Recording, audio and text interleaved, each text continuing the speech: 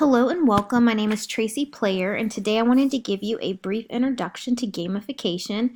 Gamification is an awesome idea that turns a non-game environment into a game. One special note before we get too far into gamification is that playing a game in your classroom is different than a gamification process. A Kahoot is a game, Bingo is a game, and they work great, but they're just standalone games. If you truly want to gamify your classroom, you need to make sure that students have choices and that they have the opportunity to earn points and achievement. So this is more of a system versus a standalone game.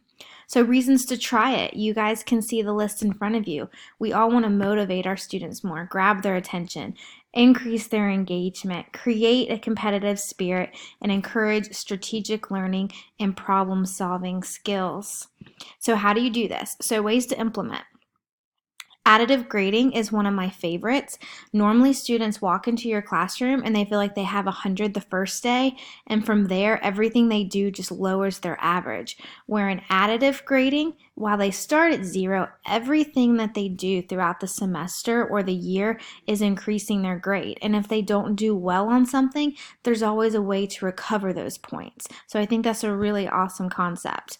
Badges, these are just digital artifacts that you can make. There's some great websites to do it, and it's very rewarding for them to feel an accomplishment and receive one of these digital badges. Leaderboards is pretty simple. You just display your roster and let students know who's in the lead. Sometimes you might want to conceal their names by giving them an avatar name or an animal, but students like to compete. Last one, levels and locks. Learners graduate their way through stages and unlock new levels and new privileges so that once again they feel that success, they unlock new things, and then they can decide from there what route they want to take in order to fulfill their assignments, giving them that choice and letting them strategize. So best practices and ideas to get you started. Always start small.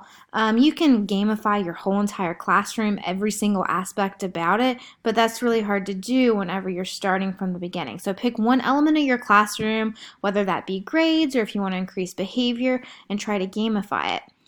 One concept they like teachers to try is just-in-time learning. Just-in-time learning is you give students what they need, but only when they need it. So if a student feels like they need help, maybe you have a link that goes to a video, or maybe it links back to notes. Students are getting to decide when they need help.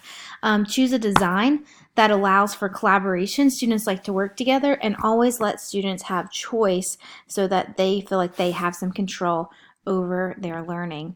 And lastly, don't start from scratch. There's companies out there that focus on the gamification design in many different areas. You can see some of these listed in front of you.